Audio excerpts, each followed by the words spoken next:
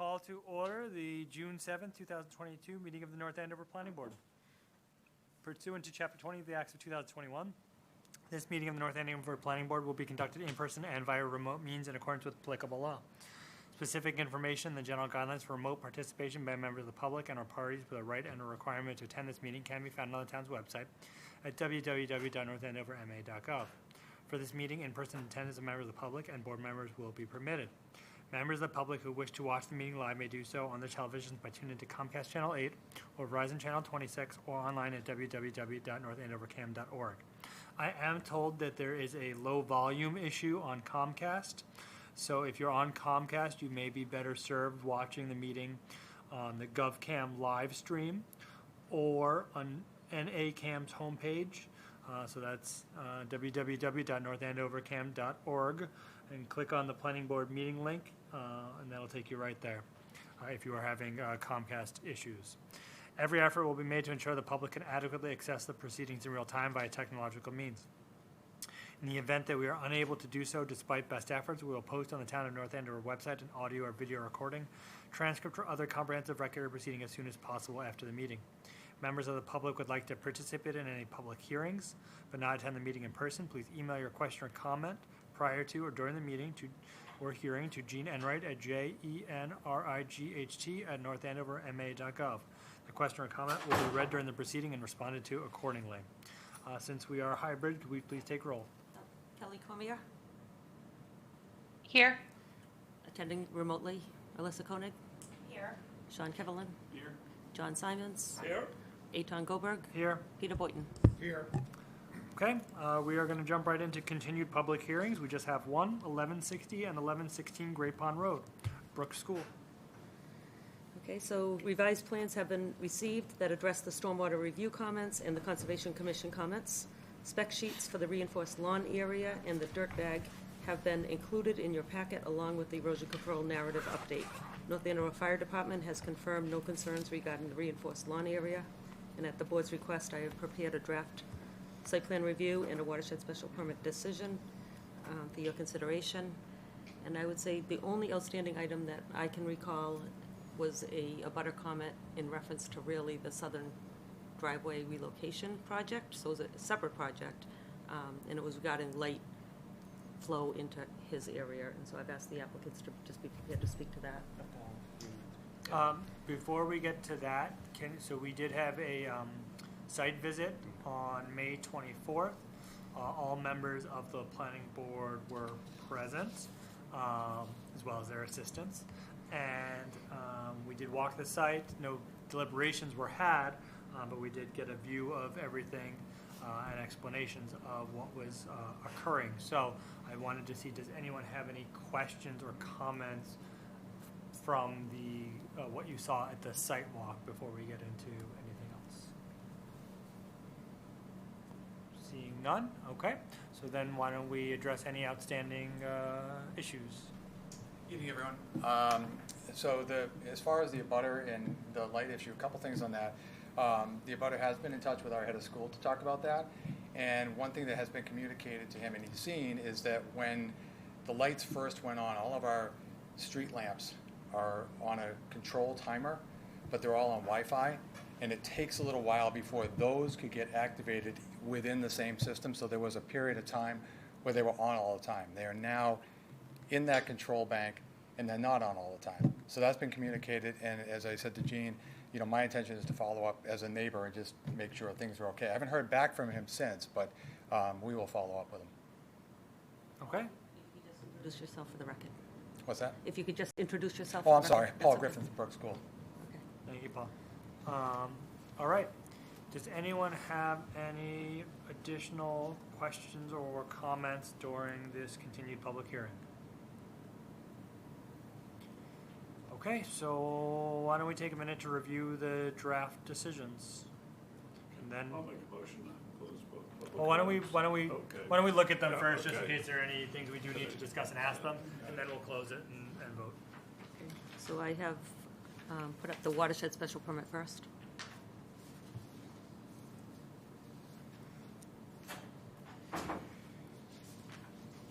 Is that the one with the WSP Jane? For the file name, yes. Okay, thank you.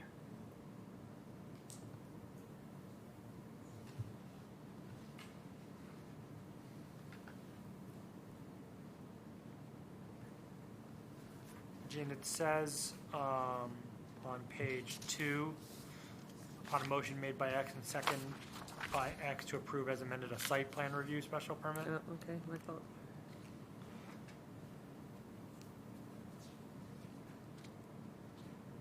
So it'll be a watershed special permit.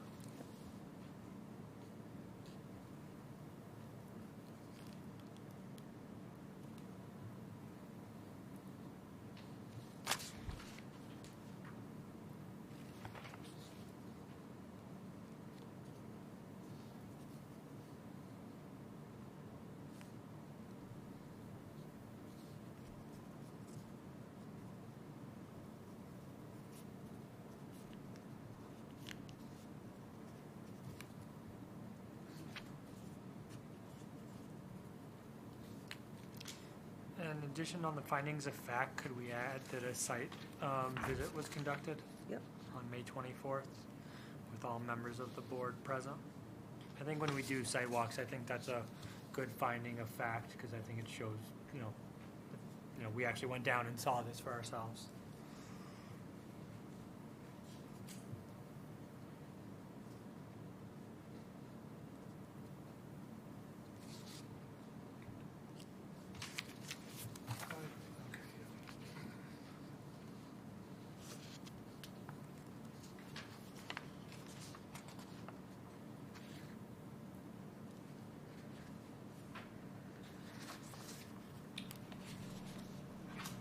Yep. Question of the applicant. Yes, that's why we had kept it open, Creed. So, a question for Brooks. Are you aware of the special condition in here for fertilizers and what the requirements are? Yes. Do you know what the requirements are? Andrew have the listing? We actually submitted the fertilizer program that was used from the last applications that was Okay. reviewed by the board, and Brooks has been following that program.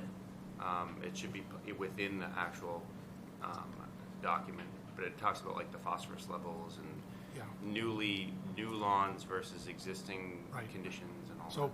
what I was getting at is, there's a number of aspects, but the big one is phosphorus-free, period. Yep. Phosphorus-free. Yes. And, if you or other people are walking around and you see the bags of fertilizer, that number should be 0. And it's a big deal for the lake. Yep. Thanks. Yep. Yeah, we've been following that program for years now. Okay, thanks.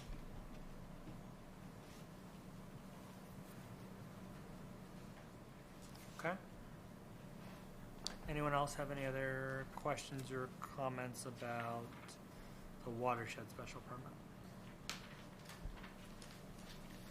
Okay, so let's go to the site plan special permit.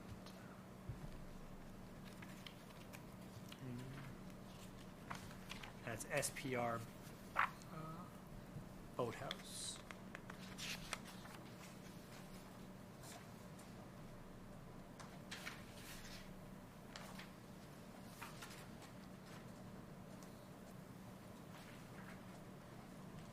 I'll add the same finding of fact regarding the site visit. Yes, thank you.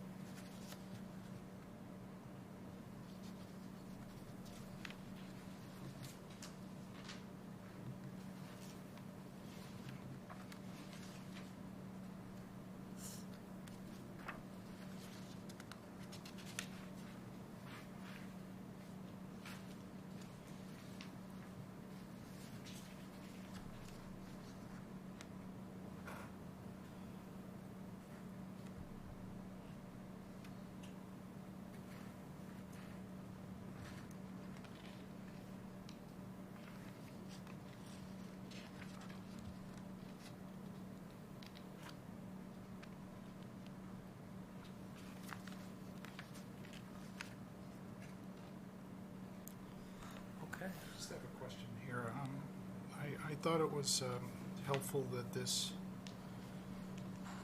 noted that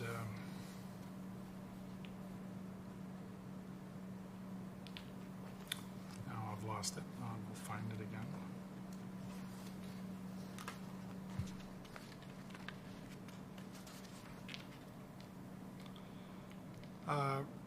Removing the boathouse further from the edge of Lake Winnipesaukee or Kachikowick.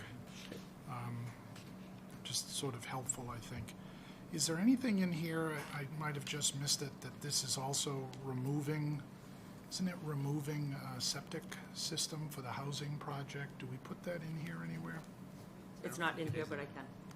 As a Is that finding of fact. okay, just to make a comparable note? Wasn't finding of fact? Right, and on the site visit, one of the things we heard was the really extensive meadow that is retained by the housing project. And is there any way that we could document or note here that, so many feet or some, better than just the word extensive, it's a lot of meadow being retained as meadow as opposed to developed. Is there any way we can note that in here with some type of dimension? You give me the dimension. I can get you the dimension. Great. Yeah, at least an approximate. Approximate, yeah. Why don't we make additional findings of fact regarding the septic and being removed in connection to the current We could, sewer. just a suggestion perhaps, if you wanted to make reference to as shown on plan, because it does reference to the more detailed plans. That's fine with me, but I think, meadows as shown on plan, retained as meadows or something like that, yeah, thank you. Okay, so if we could add those two findings of fact. And then the one about site visit. Okay. We want to make a note here, based on our discussions, that the new boathouse will be outfitted with, capable of supporting electric motors once that transition is made, without specifying the transition. I mean, it's, As the a- fact that Brooks is, going to review and transition when technology enables is already in a town report. We discussed it here. The applicant acknowledged in the meeting and at the site walk that, yes, the new boathouse will be capable of that when the transition is made. Are you suggesting as a finding of fact or as a condition? I could live with either. Yeah, I think a finding of fact that was represented. Right. I think we can definitely do. A condition, I think, may be tough just because of the timeline for when the permit versus when that might actually happen, right? So I prefer a condition, but I'll accept Yeah. it. I just don't know that we could enforce a condition Sure. if we have a permit for 2 years and then they've got the Everybody else building occupancy. okay with No, I noting think that? that's fine. Great, thank Okay, you. so the finding of fact that, the boathouse has been represented by the applicant, that the boathouse will be constructed to support future, electronic motors. Future Electric. conversion to electric motors. Future conversion to electric motors, okay. That's Thank you. fair, as what was Yeah, represented? I think I personally would prefer it as not as a condition. No, so we're making yeah. it as a finding of fact that Yeah. that was. It's obviously, it's clearly the intent, they're doing it, that's likely what will happen, but just as an attorney, we always tend to think of, technologies are changing, then it becomes something different, something better, So, or whatever, We've so. already agreed to that. Yeah, Yeah. yeah. But I'm Okay. happy to discuss it further if you want. No, if we've already agreed, I'm happy to just let it rest and we'll move on. Thank you, counsel. Thank you. Would it be appropriate in the finding of fact also just to reference, but I think, Peter, you've mentioned a couple times that there's a report or other agreement to doing the electronic or electric engines. Should we just reference to what that is, just to kind of help connect the dots? Could we just say at the end of that finding of fact, future conversion to electric motors as noted in a previous town committee noted. report? Was noted in it, if you could name the actual report, Gene. The actual report, actual Yeah. date, just to connect the dots, right? I can know get one of the that things to that you, definitely Jean, got if from you that don't site have it. visit was the got history it? lesson Yes. from Peter. Okay, thank you. I have it. Thanks, Kelly. Okay. With all that being, That's actually all I have. can we get a motion to close the public hearing before Peter comes up with something else? All right, can we get a motion to close the public hearing? So moved. Motion made, Second. Oh, seconded. Go here. All in favor, Kelly, Yes. Alyssa, Yes. Sean? Yes. Nope. John? Yes. Peter? aye. I vote yes. Public hearings are closed. Okay, can we get a motion to approve the Watershed special permit as amended? Kelly? Oh, we need a motion. Sorry, someone make a motion. I'll second that motion. Motion. We get a second? Seconded. Second. All in favor? Kelly? Yes. Alyssa? Yes. John? Yes. Peter? Aye. I vote yes. Can we get a motion to approve the site plan review special permit? So moved. Seconded. Kelly? Yes. Alyssa? Yes. John? Yes. Peter? Aye. Yes. That's as amended. As amended. Thank you, as amended. Okay. Thank you very much for both the presentations, the information, how you worked with our peer consultants to get everything answered, as well as the very efficient and thoughtful site visit. So Thank you. we look forward to working with you again. Thank you. Same. Thank you. All right, from one school to another. Discussion item 510, 530 Turnpike Street, Merrimack College. Request for waiver according to Article 8, Section 195, 8.11.c, waiver of site plan review of the zoning bylaw to allow for the relocation of the engineering department, civil, mechanical, and electrical from Palmisano Hall to 510, 530 Turnpike Street. The last May 3rd planning board meeting, the college reviewed a presentation material that provided a detailed overview of their plans for 510 and 530 Turnpike Street. They're here tonight to request a waiver of site plan review for the property. The waiver provision in the bylaw is stated both in the staff report as well as in the memo requesting the waiver submitted by Merrimack College. So Jeff Doggett is here tonight to speak to that. Hello. Hi, everybody. Jeff Doggett, Merrimack College and Johnson Street here in North Andover. I almost feel like I'm lost. It's been 5 weeks since I've stood at this podium before you, so it's nice to be back. As I did the presentation, as Gina just noted, on May 3rd, I walked the planning board through the uses and sort of dismissed some of the concerns or questions that had come up about the project. Most notably, there was a demolition permit that was pulled to do demolition within the building. There was some concerns that were publicly made about whether we were trying to tear down the whole buildings. I think we dismissed all that. We weren't attempting to do anything that would be different to the footprint of the two buildings that are on the site. This is just a renovation project in 530 and a smaller one on the second floor of 510. We discussed transportation. Very specifically noted that we have no need to add more parking. As a matter of fact, we don't think we'll use all the parking. And I said we would also not use that parking for excess overnight parking as well, because that was one of the questions that come up. That from our perspective, the majority of the students are going to be using that facility. We're going to gear them towards living in some of the units that we rent at Royal Crest.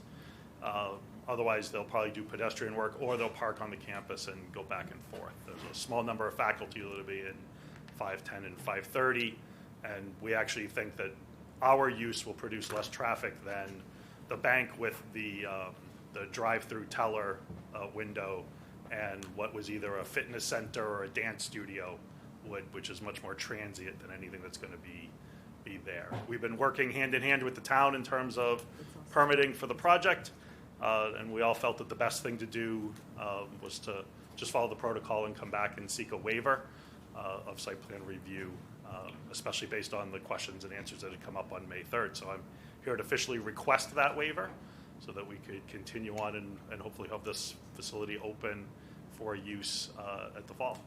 And the parking study that was part of that presentation material has been submitted to the building inspector, and he was okay with it.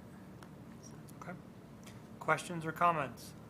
So I actually have a question and a concern, because I don't have a clear understanding on when you're building a lab. There's a pretty large component when interacting with a sewer system. It's called a chip tank, right? And so it's a neutralization tank that frankly, I don't can't completely appreciate where that chip tank is in relation to how you're building out the lab. And the challenge is that if you don't have the chip tank in place and you put down caustic materials down a drain, it can actually downstream affect the sewer system. Sure. Right? And Yep. so there could be a huge infrastructure impediment depending on whether or not you have a chip tank in place and a central neutralization tank. So that's kind of, I think, one, pretty significant concern. And then the other one is, I think as I mentioned, is the makeup air units and the exhaust systems are pretty, let's say, significantly different from what's up there right now. Yes. Right. So so both of those systems, and I'm not going to claim to be as expert as you clearly are, but everything that we are going to be putting into this building in 530 exists in Palmisano Hall. And we're building everything that is in Palmas Hall into 530. Right. So I can't speak to all the exact parts of all that from the engineering and the science side, but everything that's in Palmisano Hall, right, meets all code, and it is all being rebuilt in 530 because we're using the same exact uses for that. And again, this is for mostly for mechanical engineering work, so it's not like this is a lab of significant bio world and things of that. Yeah, I guess the argument is that if you're putting in a fume hood, you're going to have, there's the intent that there could be caustic. Yeah, and, I understand. Different, aromatic chemicals that have to be neutralized before they go through a sewer system, right? So, and again, as I mentioned, I can appreciate from, what's currently done on site that you currently have the infrastructure, but at the same time, is that I can't appreciate where that is right now with this current fit out. Okay. Yep. Sean, can I? This approval still requires the building commissioner and the fire department, they all Got it. review the plans, and he likely could do a peer review. And if you were to grant a waiver, you could condition it that, you want the building commissioner to attest to that. Yeah. Test it. Because I have a question, 'cause I don't have also the engineering background. Is anything about that, what you were talking about in terms of the chip and the drainage and things like that, would that have any impact on traffic or parking spaces or? No. anything like that? It wouldn't. It would have an impact on the sewer structure, but I guess the question lies is that, I guess, with respect to, Lawrence, sewer district, whether or not, like, I don't know how they interface, with building out labs in town, right? And whether or not we have any sort of responsibility to actually oversee any of that or interact on that, in that regard. So, but no, from a parking perspective, in that regard, no. So, okay, because I'm just trying to fit it into I'm our. sorry, the volume's getting challenging. If Okay. you guys Yeah, just we're get sitting- closer to the microphone. Yeah. Thank you. So I just want to, I think it's a really good question, and I think it's something that to think about. I'm just trying to think about it in the context of site plan review or waiver of site plan review. If it's not something that would even come up in site plan review, and it doesn't sound necessarily like it would, it's more of a building permit issue with engineering. That's just what I'm trying to figure out. If it's not something that comes up in site plan review, it's something that we can maybe potentially condition, but not something that I would hold up a waiver on because we wouldn't even really consider it in site plan review. That's what I'm trying to figure out. If it is something that we would consider in site plan review or not. And I don't know, I guess I'm not sure if I know enough about it. It doesn't sound like it, but that's what I'm trying to figure out based on your question.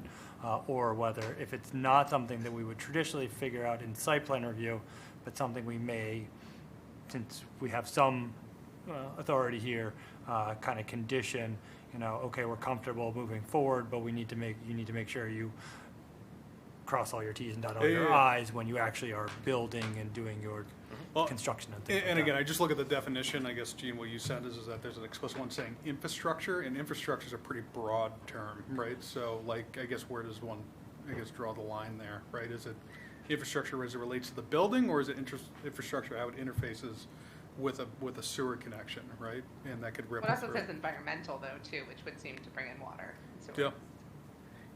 Yeah, and to John's point, it goes to DPW, the Director Got it. of Operations, who oversees the sewer systems. And again, depending on where you land, a waiver can still condition that all those departments review for these concerns, and you can specifically list these concerns. Got it.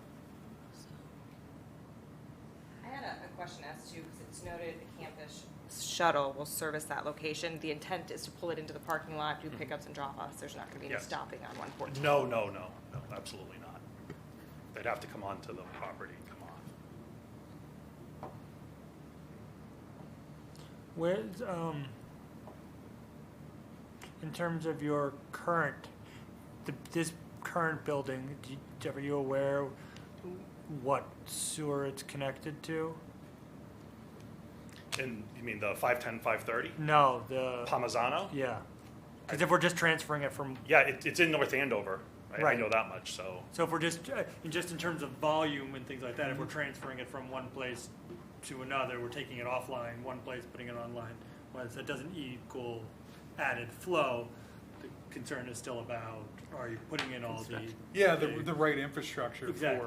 for dealing with volatile chemicals potentially, or caustic chemicals potentially, right? And again, I've been through enough rodeos on the lab side and dealing with different water authorities and things like that, that there's a pretty strong oversight of making sure that chip tanks are in place, and I mean, is this something when you, and this is, I'm asking Gene or anyone or Peter, is this something that DEP would have to, when you build in it, labs or something like that, did DEP have to sign off on any of this?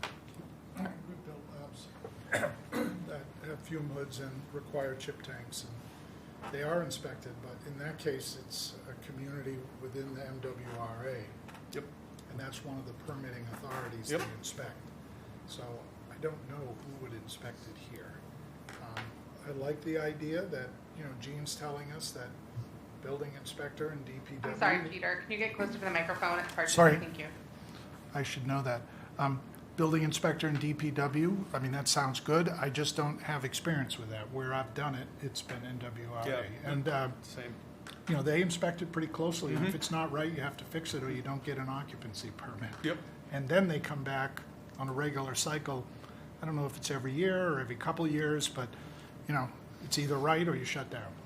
So, and that seems like the right kind of approach to me, because even, let's say we denied a waiver of site plan and came back for site plan, I still don't think that gives us any answers as to what we want Yeah. to do. I think it's the same condition that we put forward of that you have to get the approval from the right authorities to make sure that these things are in place. So it seems to me we have all the information, but I like that condition of, I just want to make sure we draft it properly of, that they need the right sign-offs or inspections from DPW or the building inspector, and to the extent that any state agencies or environmental agencies are required. At least, we should at least find out and ask and make sure that, if we can do that. So if the sense of the board to approve the waiver, I can certainly draft it. If you want, I can run it by Sean, and he can add any specific information that he deems appropriate. Okay. So, That's- John, do you have any thoughts on this waiver? I'm fine with it. I think, and I agree with E10 that I think even though it's a waiver, I think you can condition it for certain things that would have to happen regardless. I guess for me, the only one that I see is, I think the parking is fine, but it would be nice to have like our check-in in a year to see if in fact what we thought was going to happen happens. So, but other than that, I'm perfectly fine with it. Okay, and so it's going to open in the, plan would be open in the fall? Yep. So maybe after one school year, just give us a report about Perfectly fine. the use. Yep, and I would just add on the condition, for whatever it's worth, seeing we're repeating it, we go through this already, right? So the town would be familiar with it, so it may just be of note as you're drafting it for the review, right? It's similar to what we're already doing, right? The Clarify. condition, and not in terms of the parking, but in terms of the lab space Yep. and the hood and all that stuff. We go through all of that on an annual basis with the town already. Okay, yes. For the use that we're having in one building, so it would be very similar to the one in the other. So just as you're drafting that, you might just want to make sure that you take note of that as well. Yep. So, Okay, so can we get a motion to approve the waiver of site plan review conditioned on the appropriate inspections and review and permitting by DPW, the building inspector, and any other, State organization appropriate. state organizations that are responsible for such reviews. And I think that's a good idea to actually look at the reviews that are done now and, check those boxes of who does it, make sure that they're doing it here. Okay, could we get a motion? Yeah, I'll make a motion to that effect. Could we get a second? Second? Second, all in favor. Kelly? Yes. Alyssa? Yes. John? Yes. Peter? Aye. I vote yes. And especially Peter and Sean, thank you for your expertise in guiding us through that one. That was over my head. All right. Thank you very much. Thank Appreciate you. it. And thank you for coming into us, before us last time. That really helped, seeing that in advance, having our questions answered, rather than doing it all at the same time. I think that it's easier when we have time to figure things out, see what questions we have, and digest it and get the full picture. So, thank you. Happy to do so. All right. You could just have a permanent marker on the agenda if you'd like. All right, thank you very much. Okay. Bye-bye. 57 High Street, Susan Odell, request for waiver according to Article 8, Section 195, 8.11.c, waiver of site plan review, zoning bylaw to allow for the operation of an animal veterinary general practice. Okay, so the previous use at this site was a dentist office. The applicant for the waiver proposes to open an animal veterinary general practice, which will be named East Mill Animal Hospital. The exterior of the building will not change, and there'll be no alteration of the existing parking spaces. The operation will employ 8 to 10 employees. The lease agreement defines 12 employee spaces and 6 exclusive parking spaces for guests. The hospital will operate from 8 a.m. to 6 p.m. Monday through Friday. Traffic flow is typically heavier in the mornings and evenings due to drop-off and pickup. The dentist's office previously had 9 exam rooms, and only 4 exam rooms are proposed. Routine deliveries are usually 1 to 2 times a week from UPS and FedEx, and no overnight stays are proposed. Okay, want to tell us a little bit about what you are looking to do? So, And tell us who you are. And I'm Susan Odell. Michelle Smith. And what we are planning to do is just renovate the interior of this formerly dental specialty building. So just, really to make it more appropriate for our use as a veterinary hospital. At this point, we do not have any proposed changes on the exterior at all, other than adding signage. We are already meeting with the Machine Shop Village Conservation Commission to discuss signage with them. So that is on the agenda for next week already.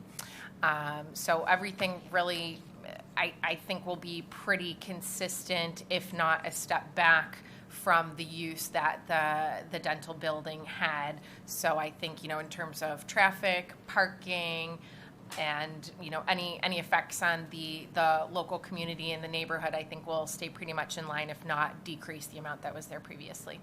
And do you currently run a veterinary practice, or is this something new for you guys? Ownership, this will be new for us. I have been in practice for about 15 years, and I've been running in the office where I'm at for about 30 years. so she has a lot of management experience. Okay. What kind of animals? Small animal, dog and cat only. Because I had an injured fox outside my house yesterday. Oh. Just curious. That was an interesting one. I couldn't move my car because there was a fox hiding under it. Seriously. Yeah. Yeah. Exciting We times. can't help with that, but we can give you the right phone numbers to call. Okay. Other actual relevant questions? Will there be any overnight boarding? There will not, none. Is there gonna be any? Will there be any kind of emergency room, emergency hours? No, not at this facility at all. Bulger Animal Hospital is, I believe, somewhere around 2 miles away, driving, and I would expect that they would handle most emergency calls for our clientele. I keep them very busy, so I was just looking for something close. I mean, it seems to me that this is equal to or lesser than the dental office. Same hours, easier clients, drop in, drop off. So seems like a pretty safe waiver request. Okay. Anything else? Any other inspections or reviews or anything like that? It'll go through the same building permit process for the interior remodel, and I would write a waiver decision up for the record. Okay. Motion to approve the request for a waiver of site plan review. So moved. Motion made. Need a second? Second. All in favor? Kelly? Yes. Alyssa? Yes. John? Yes. Peter? Aye. I vote yes. Your waiver request is approved. Thank you very Awesome. much. Thank you, We guys. appreciate Good your luck time. with your practice. Do you have a name for your practice? East Mill Animal Hospital. Okay. East Mill Animal Hospital. All right. For all our 4 viewers, East Mill Animal Hospital. All right. there you Tell go. your friends. All right. Thank you, guys. Thank you. First in Main, 107 to 127 Main Street, Tina Messina requests for an insubstantial change to a previously approved site plan review special permit dated May 17, 2007 to allow for exterior improvements to the site. Hello. Hello. Mark Yanowitz. I'm principal of LaGrosse Yanowitz and File Architects in Andover. And with me is Phil Henry of Civil Design Group. And also here is one of the owners, Ann Messina. Essentially, as you may have read through the narrative, it's a series of small improvements, exterior improvements, to First and Main Marketplace, which is right across the street from us. Some of the work is deferred maintenance. Really, the focus is really on improving pedestrian access to the site, both from Main Street, one of the main pedestrian entrances, and then once inside the parking lot for the handicap spaces. So improving accessibility to the commercial units through grading, and then there's also some aesthetic enhancements of both patios at the entrances, kind of creating more of a defined plaza at the interior corner in front of Wine Connection. There was formerly a restaurant there, and the idea of possibly having outdoor dining protected with bollards and kind of creating an enhanced, more appealing, more attractive reason for pedestrians to go into the site. As you all know, there's a large parking lot in front, and how does the ownership get people want to come in? And so essentially there's some hardscape improvements. Again, we are repaving the parking lot to improve grading conditions, improve the accessibility. There'll be some minor building improvements and deferred maintenance and some color changes to the siding. There's no increase in impervious area, so no change to stormwater. And we're repositioning some of the parking spots, both to improve the accessible spots, but add parking where we can. And there's a net gain of 2 parking spaces to enhance the site as well. So open for questions on any of the particularities, but we consider it an insignificant change to the previous decision, and just trying to kind of update the building really and the site and make it work better, and particularly on the accessibility end. Okay. Anybody have any questions, comments? Just one question. Is there any change to the lighting on the site? That's a good question. We have not proposed any new lighting. The parking lot, seems to be well lit. There is lighting under, in the covered walkway. We may update it, and we're talking about doing a new kind of ceiling treatment, where, depending on we can go, convert to LED lighting. And certainly energy efficient solutions within existing lighting, but no additional has been proposed. Were any signage changes proposed? At this point, there's been talk about kind of making a little more uniform signage on the tenant spaces, but that is not being proposed at this date. We are showing a new monument sign, which would give more visibility to the various tenants. It would work within the sign bylaw, and the building is over 50,000 square feet, so qualifies for a monument sign of a certain, square footage dimension. So, and we've spoken with the building department that everything is in compliance with that. All right, so that was, yeah. So if you needed a variance or something like that, then I start to question whether it's insubstantial or not. But if you're within compliance. And it really, there's a threshold of 50,000 square foot building, which it's just over. So that was a condition to take advantage of the size. Okay. So you think it'll look better and function better? That's the goal, and Thank you for doing this. we have the right team and things. We have the right team, and I think it trying to move it into the 21st century here, but actually no, it's been in the 21st century, but just enhance it, make it a little more appealing, and I think get a little more traffic. Good. Yep. No, go ahead. Just out of curiosity, when do you plan on doing the repaving? Plan on Starting the repaving of the parking lot? when? Or resurfacing, Yeah. yes. Soon, this year. I just didn't know if something we need to notify, like the farmer's market. of. Yeah, I would just work with the farmer's market, because that's and a short period of time just with them. Certainly, that would be coordinated. We'll have to have discussions. That's not a problem. Yeah.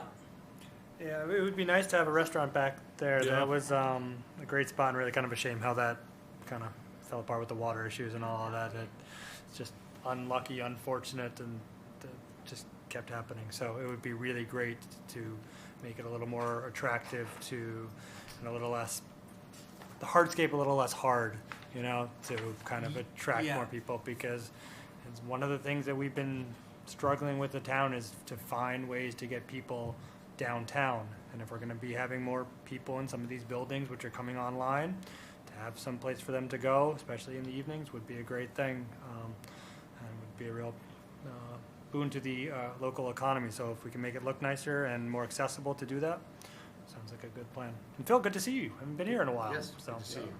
All right. Yeah, and I'm sorry, so just Kelly, a go quick, ahead. I thought I heard one of the original comments was around the working or making changes to the outdoor patio that's there. Can you just, if I heard that correctly, can you just help me understand where that is and kind of what the thoughts are for that? Is it going to be an outdoor restaurant? Is it an outdoor restaurant or? No, so it is right in front of Wine Connection, right where I would call it the inside corner of the development. And but it's also extends to in front of the former restaurant, Charmer Grill. So we're kind of widening the radius, which we've also talked to the fire department and of course reviewed. There is a fire lane there, but essentially we're extending the sidewalk in that interior corner, and with the new radius that would be protected with bollards, kind of decorative bollards, and then we have planters proposed to bring some greenery in there as well. So we would be extending, and you could have some outdoor seating there. And I was just trying to understand where the outdoor seating would be in terms of the people outside, Yeah, hours, so things like that. if But it you sounds can- like it's within what's there, and it'd be great to have. Can you see what's displayed on the screen? Can you see the screening there? Or Yes. the plan on the screen? So it's within there. Okay, great. Thank you. So the gray Yeah, area. the gray area. Okay. Can we get a motion to approve the proposal as an insubstantial change? So moved. Is that the right motion, Gene? So you have a hard copy of the decision, if Oh. you want to review it. Even better. So this gets recorded. You did say that, and I didn't listen. All right. There's a typo in the second sentence. throw that Instead of no, it should be known. And I am going to add the architectural plans to the attachments as well. Jean, where is this one online? Oh, it's actually added to the packet tonight, Kelly, so I brought hard copies. All right. So why don't I read it? I'll read it, Kelly. But Okay, thank you. I'm dragging it into the packet now, Kelly, so I'm- you'll no, have it. Okay. On June 2nd, 2022, Mark Yanowitz, representative for the applicant, filed a request for determination of insubstantial change to a previously approved site plan. The applicant proposes exterior improvements to the commercial development known as First and Main Marketplace. History and background: the premises affected, 109 to 123 Main Street, was granted approval for a site plan review special permit on May 1st, 2007, to allow for the renovation and reconstruction of the existing retail shop center, Messina's Plaza, totaling 52,198 square feet, construction of a 208 plus or minus square foot kiosk, drive-through facilities, parking, utilities, walkways, site lighting, landscape improvements, and other improvements within the general business district. The attached narrative summary of improvements to First and Main Marketplace details the proposed improvements to the site, many of which address accessibility and deferred maintenance. E10, not that I mind your reading, I have the version online now. If you would like. Still save my beautiful reading voice. Yeah, thank you.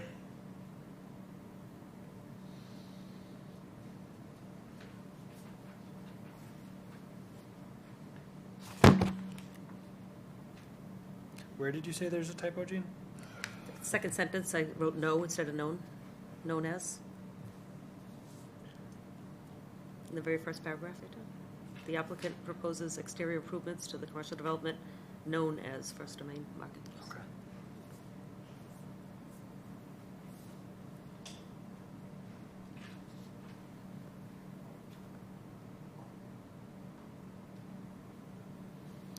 Okay.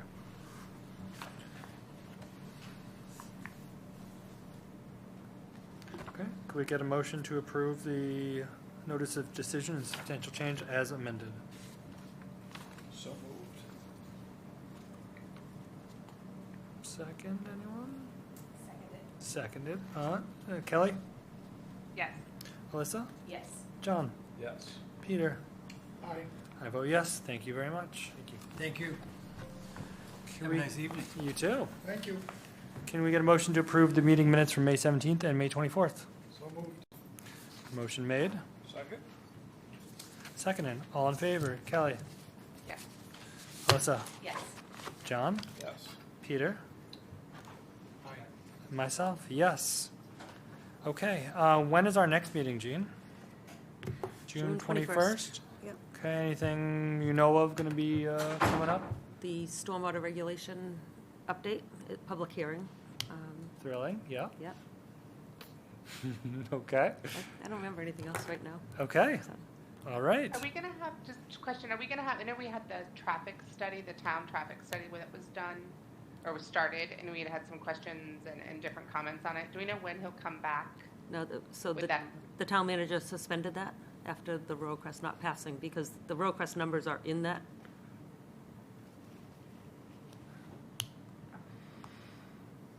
And that, I guess that might be something to think about, right? Like that was a good piece of information to have, because with the overall, comments and concerns of everyone about what traffic was. That gave it factual data That, to be able to talk about, that- right? If it's not Royal Crest, it's going to be something.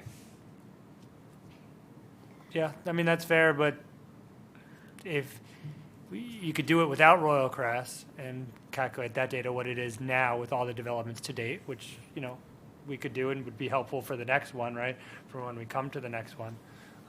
But if we did it just with the Royal Crest data and something else came up, whoever is going to say, is that Why helpful? can't you do it like, you get a baseline and then you stress test it?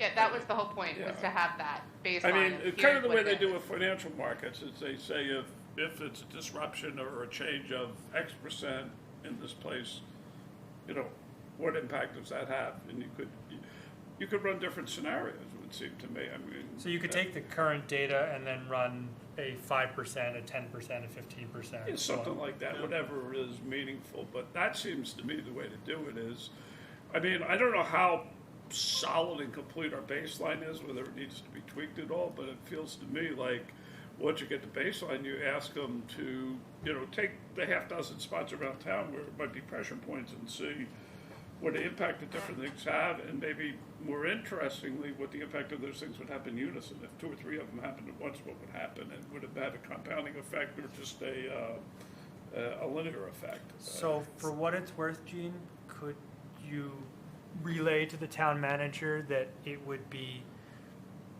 helpful to our board for future development projects to have this already done rather than requested in the future. Because if we have a baseline and someone comes along and says, I'm putting in 200 units or 100 units or 10 units, and this is how many people, we already have a baseline for what the traffic currently is and what the numbers are, and it would be pretty easy to extrapolate from there rather than necessarily start over. So If it's within the budget and she could do it, it would be helpful for us. Yep, I understand. There's a lot of assumptions being made because Avalon, the East Mill, 51 units, and Amazon, and we're only a couple seasons away from them being constructed, and so would it make more sense to do this in the spring?